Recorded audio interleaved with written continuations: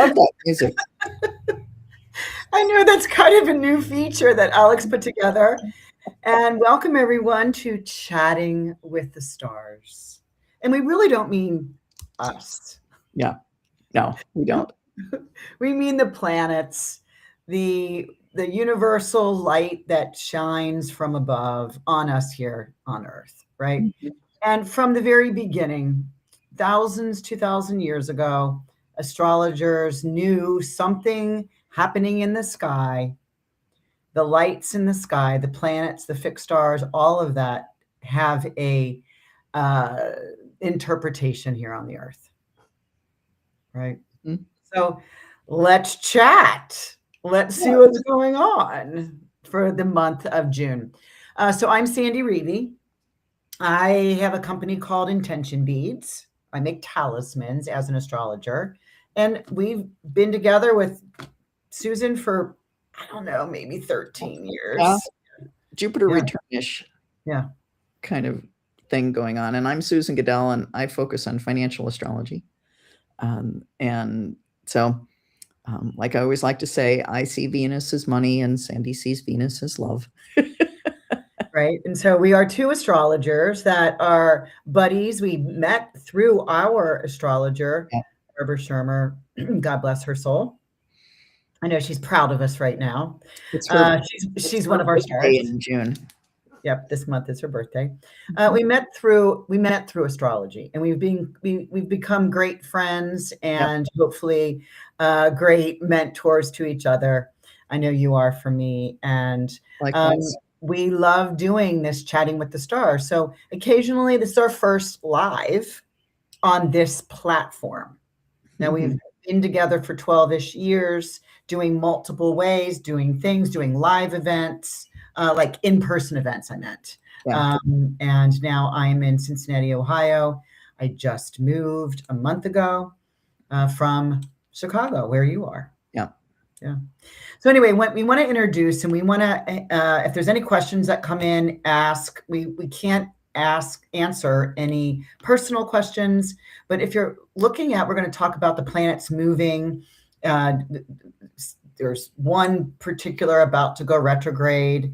We're going to show you a chart in a little bit, but you see the little code up in the corner. There's a June cheat sheet, and it's always on my calendar to do, and I actually love doing the cheat sheets.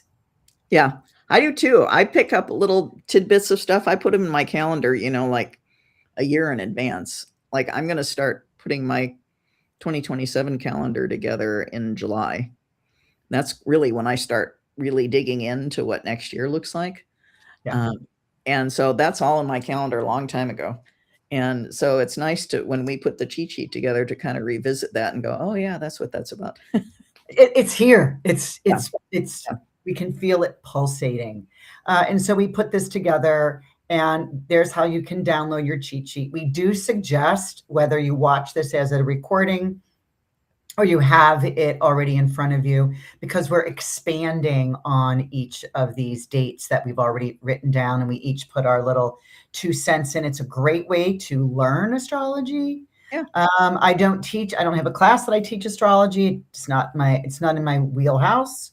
Mhm. And you used to, but you no longer do the. Yeah, but due to popular demand, I am taking a look at actually putting a class together For financial astrology. for financial astrology. Yeah. Yeah. Which is So actually, if you're interested in that, send me an email and I'll put you on the list to let you know when that's available, hopefully by year end, but I don't know.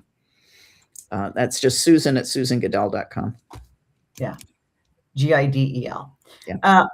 Which is interesting, because one of the things that we're going to talk about is Chiron this month is moving from Aries into Taurus. So this may be where people now for the next 7-8 years have this more, steady determination of finding out their value or their worth, right? Because it's moving into Taurus, it's grounded, it's earth, it's about what is sustainable, where is my finance coming from, right? Mhm. Anyway, we'll talk about that in a little bit, but we wanted to share one new thing with you. We're going to put up a chart here, and we're going to explain this as the inner wheel. This is called a bi-wheel. And if you're familiar with astrology, you've seen a lot of this. Mostly it's your natal chart in the inside and the outer transits on the outer wheel. However, we wanted to show you June 1st, today, is in the inner wheel, and July 1st is on the outer wheel. Now, this is Evanston, Illinois, where I just moved from. So these are all central. Everything we talk about today is Central Daylight Time, if we give you times. But I wanted to follow this. I'll take the first couple, Susan, and we'll kind of start around the first house. Okay. See that in the outer wheel by July 1st, Venus has moved into Leo, but she starts this month in Cancer, conjoined with Jupiter. So and that's the green circles. Yes, the green circle, Venus goes from the 12th house to the first house. So she moves a sign. That's good information. Mm-hmm. And we go to Jupiter, the fancy 4. We're just going to go up over the horizon. We see Jupiter is leaving the sign of exaltation, Cancer. It's the fancy 4, and moves into Leo. This is a hugely marked moment. Mm-hmm. Hugely marked moment that we'll talk about, because he's coming out of exaltation and just going into a place where he's just peregrine. Yeah. Then we got Mercury we start with Mercury at 0 degrees of Cancer right there, moving up the chart. And we see that typically he's circled in blue, and he typically would move for sure a sign in a month. Yeah. He's quick. He's a quick moving planet. However, he's getting ready to retrograde, and we see he's retrograding. He's already retrograde by the end of the month, and it's in Cancer. So just paying attention to that. These two of the first planets I talked about are moving signs. Jupiter does not move every month, just moves once a year. So Mercury moves every month, but is not moving this year, this month. Yeah. Then I'll take Sun. The Sun starts in Gemini and finishes the month in Cancer, which we'll talk about the summer solstice. And the sun does this every month. The sun always changes a sign, around 19th, 20th, 21st, somewhere in there. So that's no big deal for the sun. It changes signs every month. Mars, in red, nearer the top of the chart, is going to move from Taurus to Gemini. And Mars changes signs, every couple months? 6 weeks, yeah. Yeah. So, and then Chiron that you mentioned is at the top. That's in orange circles. And you talked about that a little bit, changing signs from Aries to Taurus. And that's kind of in the same vein as the Jupiter that changes once a year, although it's a little longer. It's 7-8 years. 7-8 years. Yeah. That's a big deal. Yeah.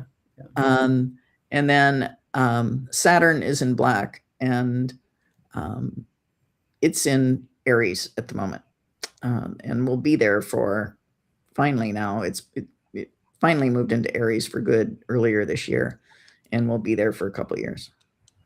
And actually, we see he's only moved 2 degrees in a month. So, actually, he's kind of moving fast. That's really a little bit faster for Saturn to move.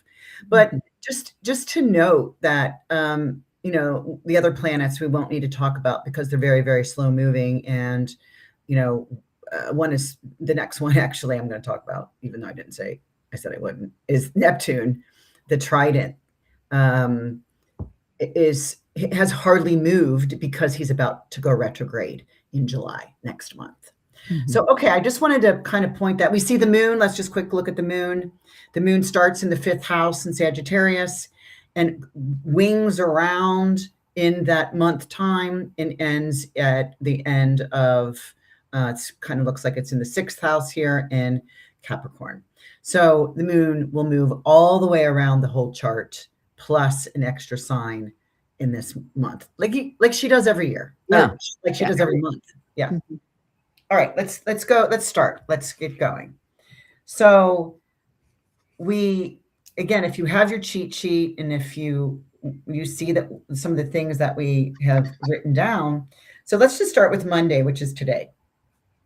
Mercury this morning moved from Gemini, where he loves to be, chitty chatty, talking, teaching, reading, learning, exploring, curiosity, right? He rules Gemini, and he's moved from a place of dignity into Cancer. And so this is more about family chit chat, emotional chit chat. So family matters. It's easy. Things can easily be discussed. Get together, planning things that you want to be around family, more homey, right? Mhm. Invite people into your home, socialize in your home. Yeah. And, any kind of communication, I think, with Mercury and Cancer is just calmer, more lovely, more caring. But I did, in my written comment, say, okay, well, speak softly even if you carry a big stick. So Yeah. Yeah. even if you have something really difficult to say it nicely. Yeah, I mean, speak what's on your heart, right? Because this is a feeling. This is a water sign, and Mercury is going to retrograde here. Mhm. And so we really, what comes up to get expressed outward may be able to sit on a table for a while in discussion and in, a cooperation. So, you have 2 months really, and Yeah, really. it starts today. Mhm. So anything that's heavy on your heart really needs to be expressed because it'll feel better for you in 2 months' time. Mhm. All right, Tuesday the 2nd. We have the sun. Remember the sun is in Gemini. It's Gemini season. Sun in Gemini makes a sextile to Saturn. I like this. This happens twice a year. This is the one that I call steady as she goes. And now I say she because I just like, I don't know. I just like women. I mean, and I love everybody. Anyway, sound judgments, Yeah. authority and leadership improves. I'm wondering, we also, Susan, in mundane astrology, we look at the sun as our leaders, the king, the leader of the country, the leader of our family, whoever. Yeah. Mm. Companies, anything. The person at the top is represented by the sun. So I'm just curious if we're going to hear something in the news around that there's a decision, a strong decision that may hold. See, and I would say, it's a sextile. And sextiles present opportunity. They're Mhm. not a slam dunk like a trine can be, or a conjunction. They aren't difficult like a square or an opposition. Sextiles are, meh. Yeah. Yeah, but I do think that there's maybe it's like a feel good, like I have knowledge and I can prove it kind of thing if on an individual. Mhm. All right, Wednesday the 3rd, we Wait. have okay. What? Well, Sun yeah. sextile Saturn for me is that it's just a really productive day, Mhm. if you so choose. Once again, it's the sextile. It's an opportunity. It's not required. Uh, but there's good energy to really get a lot of stuff done tomorrow if you put your mind to it. Mhm. Wednesday the 3rd, we have Mercury making a square to Neptune. So this is, huh? What? What are you trying to say? I don't get it. Right? If you're saying something like that, like, can you explain that again? What do I do with it now? Is it real? Is it fake? Could be misperception. You might misunderstand or be misunderstood because this is a bit of confusion. I think it's a lot of confusion. Okay, I was being nice. Yeah, because it's the square. And interesting to me is that it's at 4 degrees. So Neptune is 4 Aries, Mercury is at 4 Cancer. And so big confusion both ways, either delivering a message or receiving a message, either way. But what's interesting to me are two things. One, Mercury is out of bounds tomorrow. Mm. And so confusion is amplified because out of bounds planets behave in extreme ways. So, one, Mercury's out of bounds square Neptune. But I'm also interested in that it's at that 4 degrees, where Neptune is at 4, because I'm looking ahead into July on the 20th of July, when Neptune, Uranus, Pluto, and Jupiter will all be at 4 degrees. And Jupiter opposite Pluto, and then the other ones in trine and sextile to one another. The big transit this year. And so that's all at 4 degrees. So there could be news that relates to that big trine sextile. What do we call it? The minor grand trine. Yeah, it's the minor grand trine when you have news relating to that and 2 sextiles. Yeah, with Mercury at that degree on Wednesday the 3rd. Yeah, very interesting. So, Mercury will not come back here during his retrograde because he doesn't come back this far, but it does set up something gets expanded. Yeah. And it's got legs, we might say. Or it could be that, the promise of this minor grand trine is really one of, to me, optimism, looking forward into the future about the kind of world that we would like to live in. And so that this Mercury could have news on the 3rd that might be conflicting with the grand view, just because it's a square. Right. And maybe it's just that somebody's, not someone, but the devil advocate of what do we need to do in order to see the bigger picture? Mm-hmm. We got to go back to the drawing board or something, right? But on a personal level, it's just that beware that what you say might be misunderstood. Beware that what your messages that you're getting from someone else, you could not understand what they're really trying to say. Yeah. That's so on either basis. Yeah. So ask clarifying questions or put your big comment on hold until this passes. Yeah. Until the next day, which we don't now have a transit from the 3rd until the 9th. And if we count right, that's 6 days. Yeah. And I counted them all up for my newsletter that I put out yesterday on the 31st. And out of 30 days in June, there's only 9 days where the planets are in aspect to one another. That's low. That's really low. But there's a lot of other stuff going on. All those, there's a lot of half of them are changing signs, like we showed you at the beginning. So, I mean, that's a big deal. So, big deal. And Mercury going retrograde, that's a big deal. Yeah. Yeah, there's just a lot of flavor changes, right? The dish has a different flavor, and that's noticeable. Yeah, that's noticeable. So Tuesday the 9th, we always do, I do a couple things. I do a favorite day, I do an astro interesting day of the month, and I do a conflict day. But we don't know each other's favorite day, except I did see it after I wrote mine. But Tuesday, June 9th is my favorite day. Me too. All astrologers are talking about the 2 benefics coming together, the Venus plus Jupiter at 25 degrees of Cancer. Now, Jupiter's exalted here. And so this is friendly and super generous. It's a winning combination. The 2 benefics in Jupiter's exaltation and for those of you that are traditional astrologers or Hellenistic, it's also in Jupiter's bounds. So there's just this really nice ability to have fortune plus fortune. It's my favorite day. My favorite day. Yeah. It's easily a fabulous day, just in general. To have the 2 benefics conjunct in Jupiter's sign of exaltation, Jupiter's very, very favorite sign. just just fabulous. So a lovely day, great for money, likely.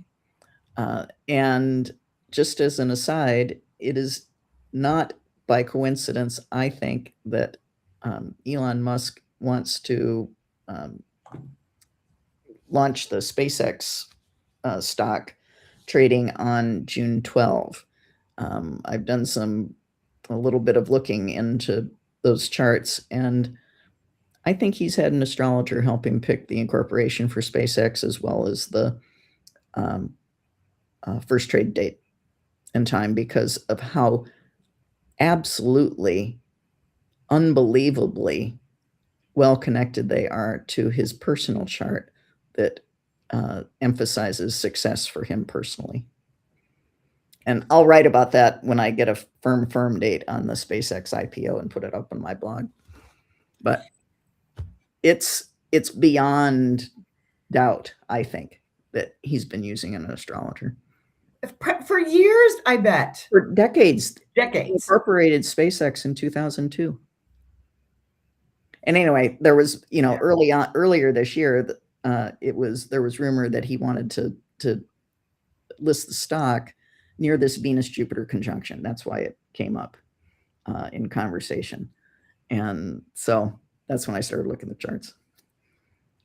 Nice. And it's kind of unbelievable. So anyway, that day is going to be fabulous, and just in general. So. Yeah. Hi, back to you. Wednesday, we got the 10th. We've got Mercury making a square to Saturn. Now, Mercury's in an area where he's going to be squaring all those Aries planets. So here's hard to grasp. Get clarity, ask questions. This is Mercury. Ask questions until you understand or until they understand.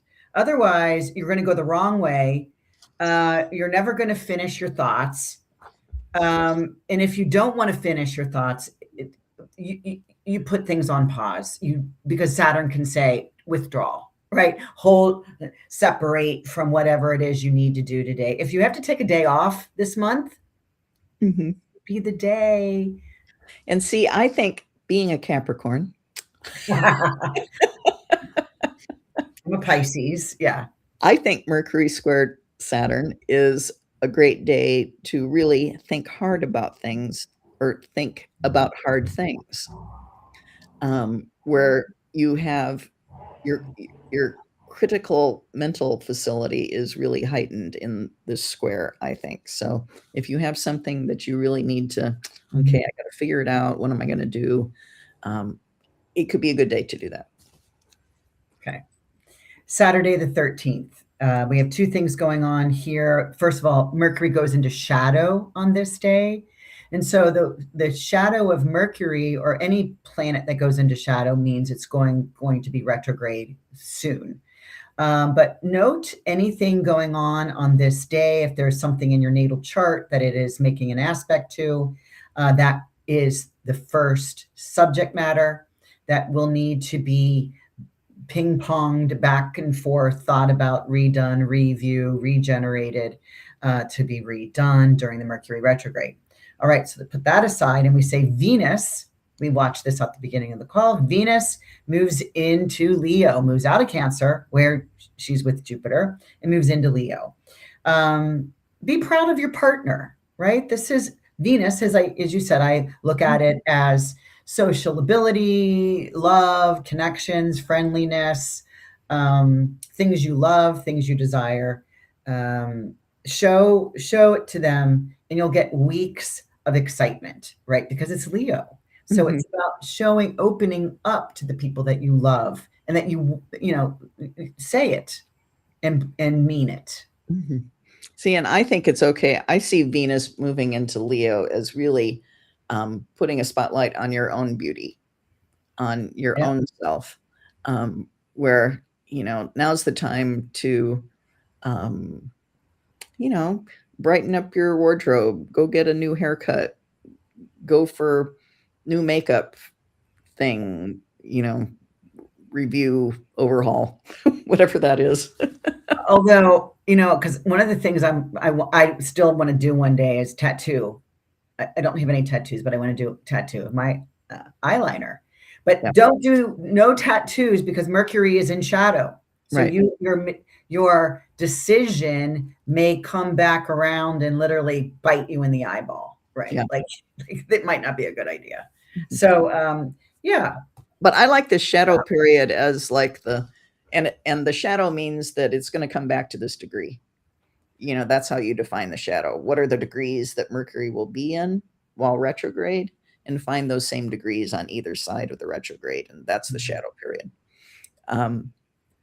But I think this is when Mercury in particular moves into its shadow. It's the little bell ringing and flag waving that says, "Oh, I've got just a little time to make sure that my phone's good, my computer's good, my car is good. Do I have to fix anything up before Mercury goes retrograde?" So, Oh, thank you. I do need to put that in my car. I need to get my car in. So thank you. I'm yes, gonna write it down now. because we're Sunday the in a 14th. Oh. preventative measure for Mhm, the upcoming Mercury retrograde, where things like that can go haywire. Because Mercury does represent short travel. Yeah, Could be your bicycle. Yeah, could and be. actually, I'm reconnecting my Peloton bike. Oh, So that might be a good time for me to get back on it. All right, Sunday the 14th, we have the new moon. This is a new moon in Gemini at 24 degrees of Gemini. This is at 9:54 p.m. This is Central Time. I This to me is things aren't settled yet. I mean, this is Gemini, right? mhm. Mercury, the ruler is the Mercury. The ruler, excuse me, of Gemini is Mercury. It's Mercury. And he's a verse. Remember, he's in Cancer, Mhm. and he's in shadow. We just talked about it. So if you think something is a go, or you think something is ready to sign on a dotted line, like this is ready to move forward, it is not. Mhm. Hold, please. Yeah. And for me, the new moon, the word is intend. And so intend in Gemini to do Gemini things over the next 2 weeks into the full moon. So intend to communicate, study, take short trips. So then we move to the following week, Monday the 15th, and really Monday, Tuesday, Wednesday, Venus is getting some lessons. Mhm. Venus is the only planet Monday, Tuesday, and Wednesday to be hitting, or excuse us, aspecting all the outer planets. It's Uranus, Neptune, and Pluto in that In order. that order. Yeah. So very interesting that on Monday the 15th, Venus, remember, she's in Leo, she's making a sextile to Uranus. So this could be surprise interactions. Maybe someone surprising you. Maybe you're surprising someone, but do it in a spontaneous way, right? Like Oh, yeah. if it comes to your mind, you get an aha, reach out, make a call, go over there, change direction, go get that ice cream. Yeah, I Mhm. did that last night. Like that surprise interaction. It'll benefit you. Yeah. So my first note under here is say, just party on. That can be Venus sextiling Uranus can just be a lot of fun. Um, but also, from a financial point of view, Venus sextiling Uranus is the potential for surprising money. And whether that's you find a quarter on the ground as you're walking the dog, or if you get a windfall in some market position you have, or loss, either way, surprise goes both ways. True. Um, that's part of it. And really interesting, like you say, Venus aspecting the outer planets 3 days in a row, right in their order. This is the Tuesday and Wednesday, and I guess I'll just move to Tuesday, the 16th. Yeah. Venus trines Neptune, and that's ease. And Neptune is about dissolving, for me, from a financial perspective, or deceit in some way. And so that says easy come, easy go with that surprising money. And I will just say that this is the first day of a 2-day meeting for the Fed under its new chairman. And this will be the new chairman's first meeting. And then they announce on the next day when Venus opposes Pluto. And we'll get there in a minute. But really interesting that what I call Fed week happens with these Venus really significant transits to aspects to the outer planets. Which your comment at the beginning of the call is about, you look at Venus as money. And so this is a really good pointer to that. Yeah. Right. But as I look at it as relationship, maybe it's relationship to money. But these are my 3 astro interesting days. Oh, yeah, for sure. One, because it's like Venus says, hey, Uranus, hi, what are we doing here? What's the plan? Then trines Neptune on Tuesday, wishing on a star. Let's hope for this. Not sure if we can or can't.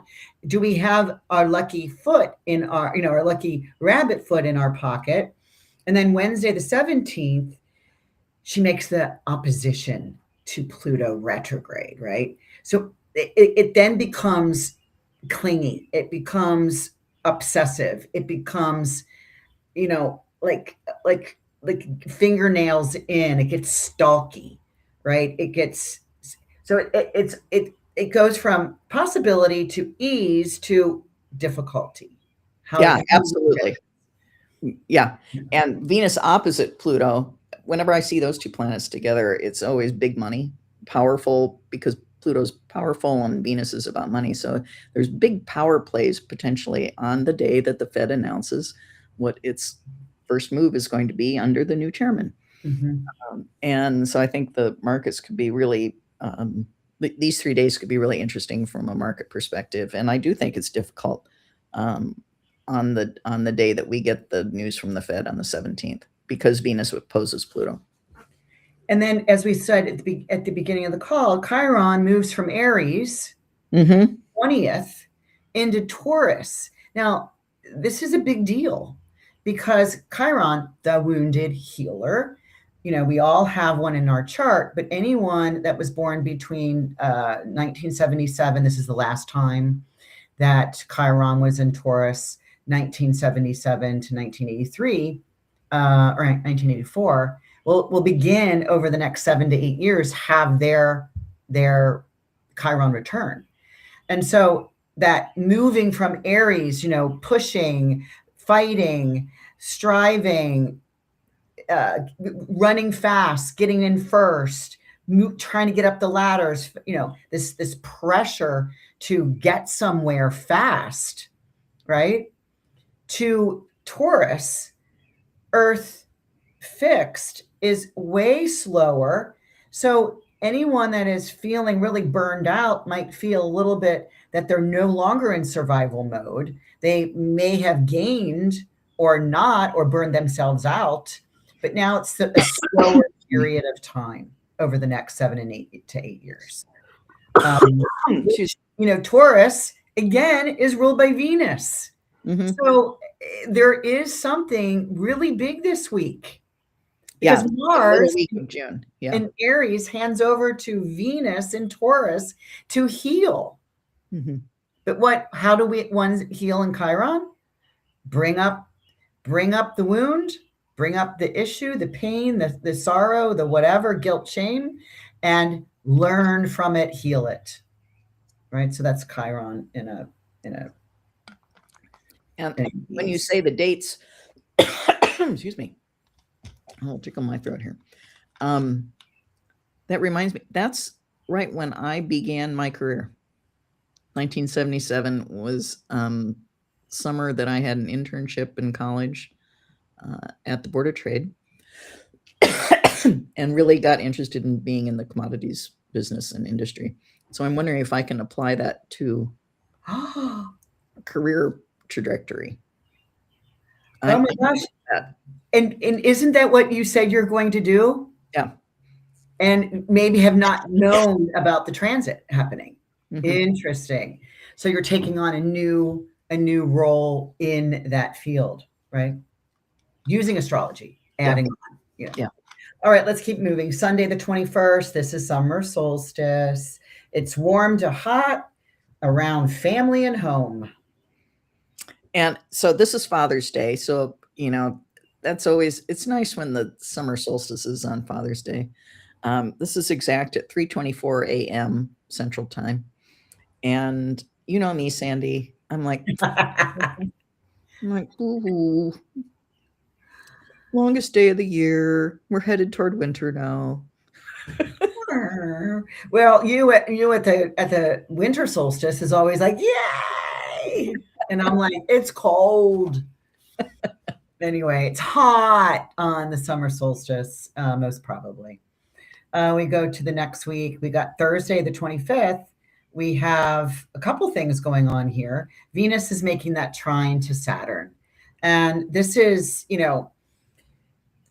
a trine. So we're talking fire, fire, right? So it's fire is action, Saturn is stability, Aries is firsts. So it's like take a risk you believe that will really work out.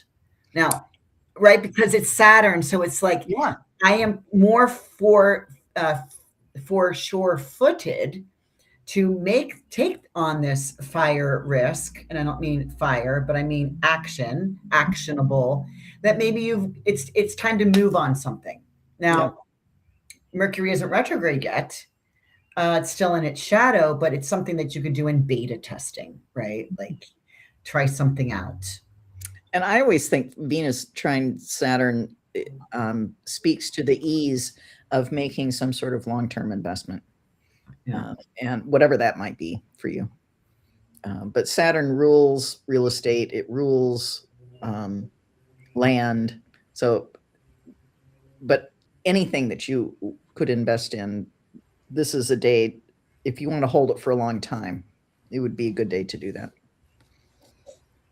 Well, I think I shared with you outside what my financial advisor told me at my age, which was like, no.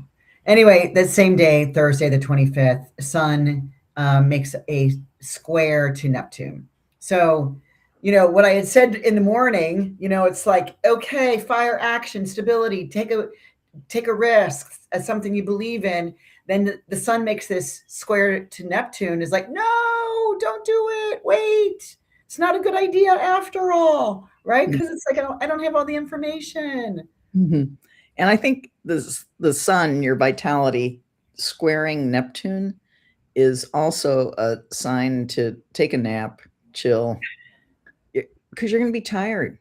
This Neptune zaps energy from the Sun in this square like this, and so okay, do something in the morning and then take the rest of the day off. Yeah. I mean, there is reception there, but still, it does get a bit tiring. It's like Mars is making a sextile to Jupiter. This is action and success. Take that chance after all. The pause was worth the wait. So talking about those three things in a row here. Yeah. And this is on Sunday, June 28th. Yeah, Sunday. Yeah, sorry. Mars sextiling Jupiter. That even though it's a Sunday, good time to negotiate a good deal. And once again, it's an opportunity to do that. So negotiate a good deal either that day, probably that day, because then Mars moves into Gemini later in the afternoon, 2:29 p.m. So, it's still sextile Jupiter, but it has moved out of the sign that is sextiling Jupiter. So better to do that negotiation before Mars changes signs later in the day. It moves into Gemini. And I think you wait, because Mars in Taurus can give you the idea, but it's slow moving, right? Mars is in detriment. Mm-hmm. So he's getting the idea, around noon, right? And then by 2:30, like you said, a couple hours later, Mars moves into Gemini, so he needs to make that connection. Yeah. Now, Mars in Gemini, we have to look at the ruler of Gemini is still in shadow, right? Mhm. Not retrograde yet, but Almost. almost. Yeah. Slow as molasses. Yeah. In fact, we'll talk about that. That's because that's like the next within 24 hours. Mhm. But this is like move your ideas. Now's the time to push on all that you've been sitting on.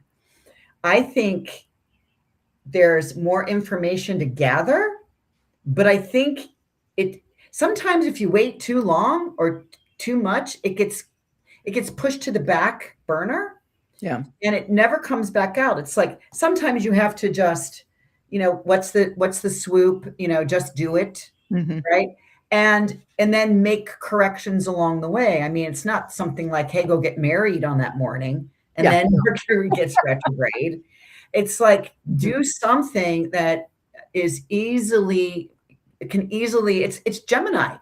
It can Yeah. easily be manipulated. You could go this way, or you could make a slight direction turn, and it's still working out, Mhm. right? You got to get the bugs out. And I think that the Mercury retrograde, where Mars is going into Mercury sign, can say, let's weave through this, making corrections along the way.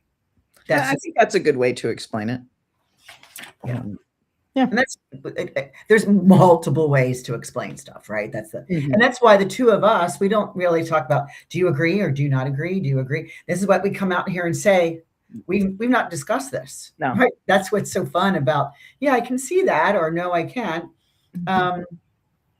So somebody, Karen's asking, can you explain more about Chiron and its relation to healing? Well, Chiron is called the wounded healer, and we all have one at birth.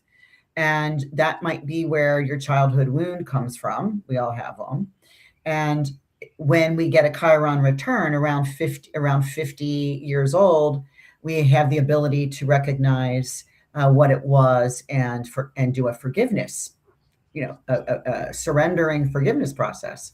But he is Chiron was the mythological centaur who was thrown onto the mountainside because he was born lame. He found a crystal cave and healed himself. And so it's healing oneself through one's, 50 years of life. That's a long time. Mhm. And so it moving from Aries into Taurus has more of a grounded sense of feeling like more natural or nature oriented, right? You're not in a hustle to get there. You're more grounded and feeling a little bit more, maybe more peaceful, or taking your time, getting in the richness, rituals, doing some, herbal medicines. I've got herbs growing all over. I'm doing, teas every day. So, getting into that. You can do some more research on that. Thanks for the question, Karen. It was a good one. So Monday, the 29th. This is when Mercury goes retrograde in Yep. Cancer, 12:36 p.m. Central. So the review period starts from the time that the shadow began on June 13. So take a look. Now's the time when you take a look at what happened around June 13, and I would give it a day or two easily either side, maybe a couple days either side. Something that needs to be reviewed that happened in mid-June. Now's the time to do it. Yeah, 26 of Cancer. Hold, please. Need to wait. Mercury was moving to apply to Jupiter, right? Jupiter's at 29 degrees. He's about ready to move tomorrow, the next day, right? But Mercury is coming to within 3 degrees of Jupiter for something, maybe a big production or some sort of big idea. Yeah. And then Mercury's like, I'm not ready yet. I can't do it. So it won't be as amazing as I thought this was going to be. I need to put a hold on it. So all those possibilities. can come true, but not now. Yeah. And then by the time he does reach Jupiter, Jupiter will be out of exaltation. But the idea was good. Mm-hmm. The idea was good. It's just not time for it yet. Yeah. And then the Mercury's retrograde goes through July 23. So after it's done retrograding, these are the weeks that you review whatever happened in mid-June, and then you get to make the decision. You tweak it or whatever, and then you make the decision at the end of July. Yeah, and it's 26 degrees of Cancer all the way back to 16 degrees of Cancer. Mm-hmm. So if you have any planets in that area in Cancer, I want to make a comment here, or any of the water signs in that degree, or any of the mutable planets in that degree. This is Mercury does what's called a trigon, and he retrogrades 3 times a year, right? Mm-hmm. And usually always in, whether it's the water, there's 3 water signs, 3 fire, 3 earth, and 3 air. This year he's retrograding through the water signs. He did Pisces. Now he's doing Cancer. Mm-hmm. So when he does this, he'll then do Scorpio, right? The 3 water signs. But what's interesting is he hasn't retrograded in Cancer in 6 years. Oh, wow. So wherever that house is mm-hmm. for you, whatever number house, like for me, that's the 12th house. That I haven't had a chance. People haven't had a chance to retrograde in your Cancerian house in 6 years. So this is not like a regular normal. Mercury retrograde is similar to the last one, right? Yeah. It's making different aspects in your natal chart. It's doing different things in the house it's in. It's in a different sign. Mm-hmm. So for you on an individual, check out your house it's on. So I think that's very interesting to watch for. So where Cancerian, right? Your home. What do you need to renovate or redo, or in your nest, your body, your body, or your family, or things that you really, really do care about. Mm-hmm. There's something for you to work on. Yeah. And then the same day, we get a full moon in Capricorn. 8:56, 6:57. Straighten up my glasses here. 6:57 p.m. in Central Time. And it is squaring its ruler, Saturn. So moon squaring Saturn, full moon. And like I use the word intend for new moons, I use the word spotlight for full moons. So the spotlight then is on personal responsibility in Capricorn. And both head and heart is the moon. And because it's squaring the ruler of Capricorn, Saturn, it's like, okay, well, head too. So this is I think the full moon at the end of the month is just, okay, let's take a real hard look at things and make sure that I'm doing what I say I'm going to do. It's my conflict day of the month. Mm-hmm. Because what you said, because of the square, the ruler of this full moon, right? Emotions this high, this big, this wide, and squaring the ruler, saying Saturn's like, who's in charge? What's going on? Because the emotional side and the ego side, right, is at a T-square. Yeah. And it's like the flip side of it is I kind of like, from a good perspective, I think the moon in Capricorn can be very dispassionate. So even though you might feel pressure from Saturn to say, okay, you'll take it well because you aren't emotional about that. It's like you can take that news from Saturn emotionally, mm-hmm. Even under a full moon where emotions get riled up. Right. In a Capricorn full moon, okay, got it. Right, but it's very interesting because the sun is in Cancer. Yeah. right? Moon sign. So to me, it's like the sun has what the moon normally does, right? Has that sensitivity because the sun is in the moon sign. So really, the moon, even though the moon isn't what's considered fall or a detriment here, I just think who's in charge and who does it serve, right? What are the rules and the boundaries that are being created by someone who may not really care, because it's not going to serve the common folk. It's not going to serve the public. Which is what the moon represents, is the public. It's like there's somebody saying something who thinks they're all helping, but they're not. Anyway, it's my conflict day of the month. Yeah. I'm not looking forward to this. Which is 1 month from now, because we have, we just had our full moon. In fact, it was coming in my, I'm watching the moon cycle through my new bedroom window and it's full on. So anyway, not a great full moon. Yeah. Right. So Tuesday, the very last day of the month, we've got, oh man, Jupiter is moving from exaltation Cancer. He won't be back here for 11 years, right? Because spends one year every 12 years. Excuse me, I got the hiccups now. Jupiter moves into Leo. Now, I'm okay with this because I'm a Leo rising. Right. I got Jupiter in Leo. And so I'm looking forward to this to see how this will expand me. That's why I'm already on my food program, because I don't want to gain weight. This happens at 12:52 a.m. Tuesday, the very last day of the year, or the very last day of the month, easing us in. It's a triplicity lord. Now, if you're Hellenistic, and I follow that,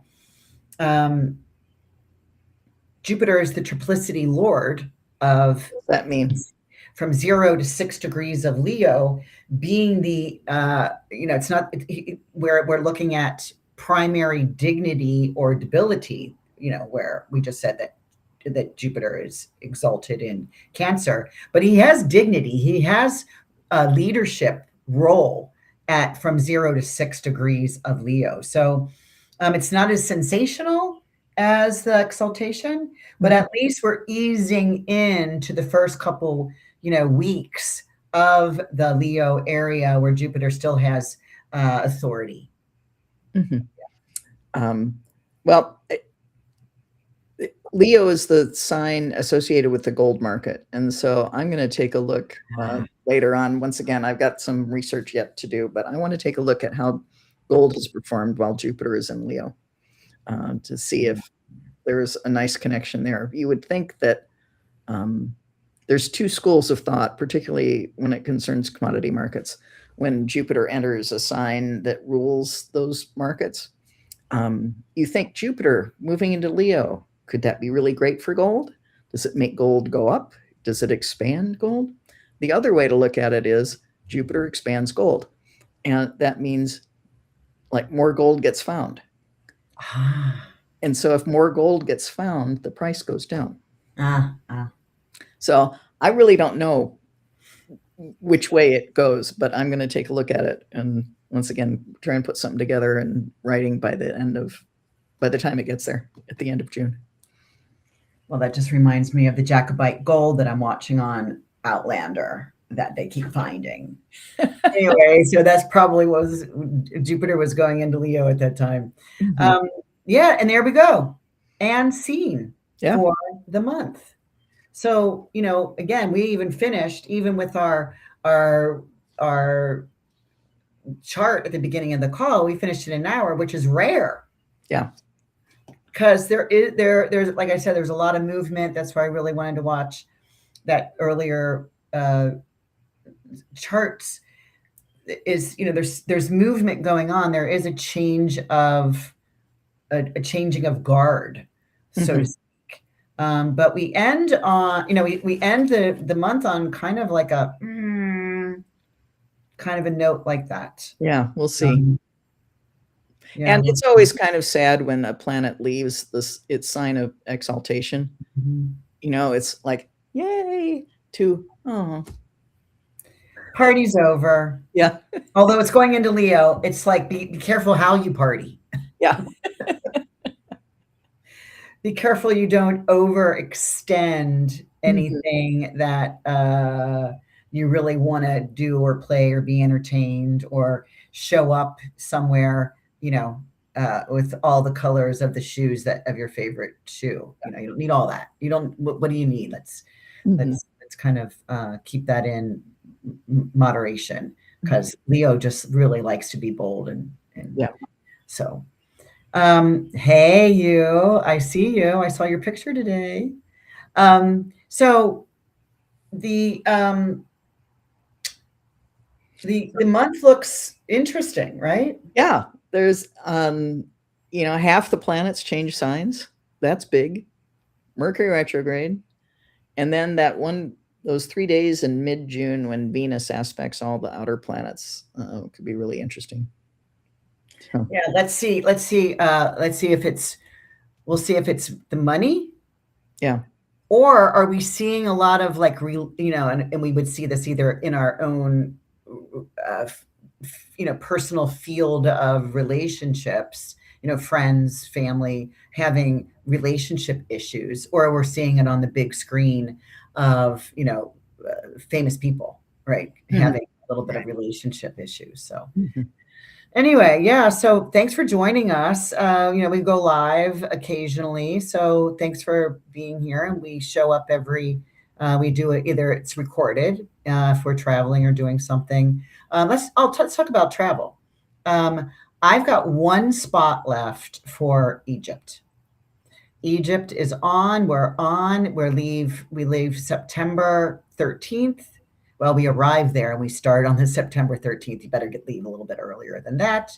And a 2 week it's a 2 week journey, a pilgrimage, seriously, a pilgrimage of going far away, but yet back to an original land.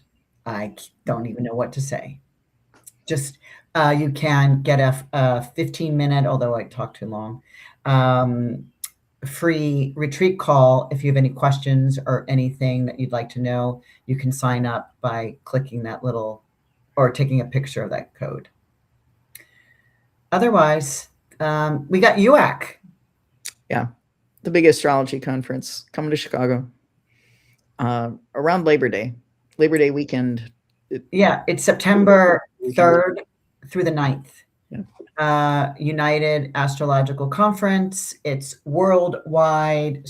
I mean, it's thousands of people will show up. I'll be there in the marketplace with my intention beads. Mhm. You will be there. There are beginner classes. There are intermediate, advanced. Come and bring your chart and wear it on your sleeve and learn the cosmic language because you'll feel like you're in a different location. Yeah. And it's fun. It's always fun when astrologers get together because, we do speak a different language when we're talking astrology. And it's fun to get together with people that understand your language. It really is. It Yeah. really is. And you don't see these people for years and Yeah. years because the last one was in Chicago, and Yeah. that was 18. yeah. So 8 years ago. Mhm. So because they had to take a break because of that, that gibbly goo that came Yeah. out around in the early 20s. All right, everyone, thanks for being here and get your cheat sheet and we'll see you for July. Yeah. Enjoy June. Enjoy. All righty. Take care. Bye bye. And here